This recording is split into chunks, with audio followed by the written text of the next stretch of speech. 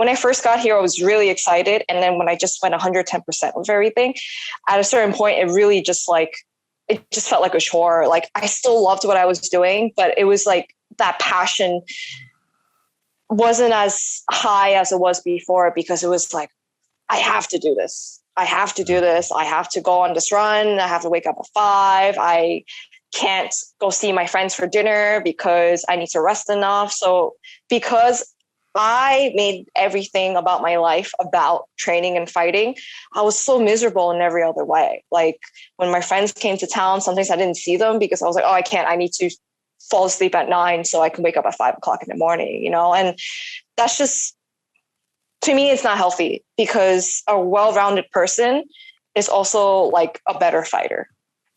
Yeah. That balance on the training and the recovery is so massive. And that feeling of kind of losing the passion for it, it's a classic kind of like overtraining. When that overtraining, so when you're stressing your body and it's doing all that, the cortisol release, all of that's in your body and being present for so long, it starts to trigger kind of like a desensitization to it. So you start swinging around with everything that's going on internally, but the symptoms end up being kind of like depression. So you start kind of not really caring about the training, losing your motivation for that, getting sort of irritable and snappy. Illnesses and injuries and all that kind of stuff can start coming up as well. But the mood, you just feel it. It's like, I'm off now. And the only cure for that is to back off.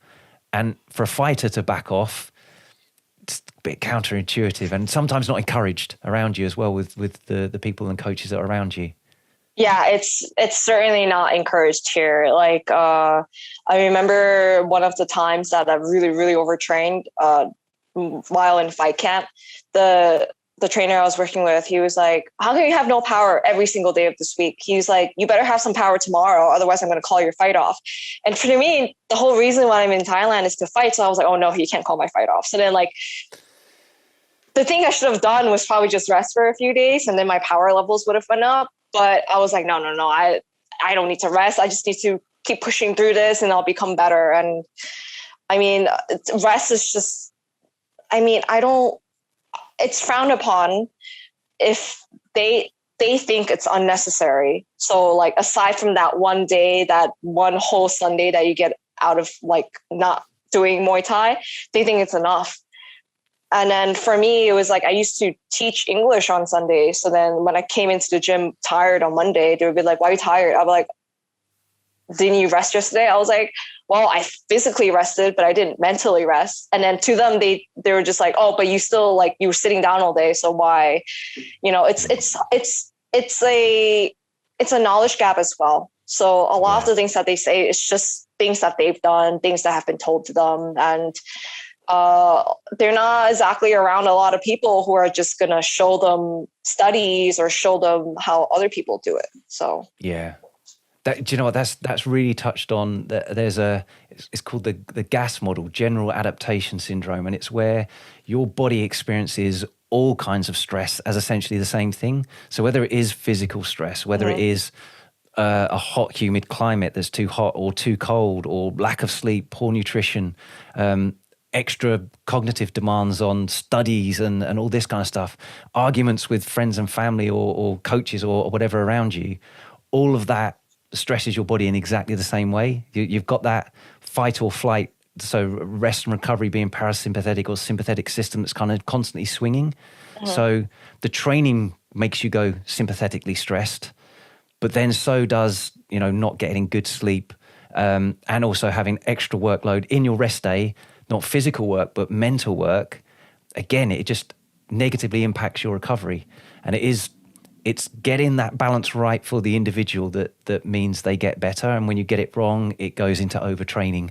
So you need to push people hard enough, but you've also got to recognize when, actually, there's the training stimulus that makes you better, but you actually only get fitter and adapt to it if you give sufficient recovery. And it's getting that balance right and recognizing when you're pushing it too far. Right. Yeah.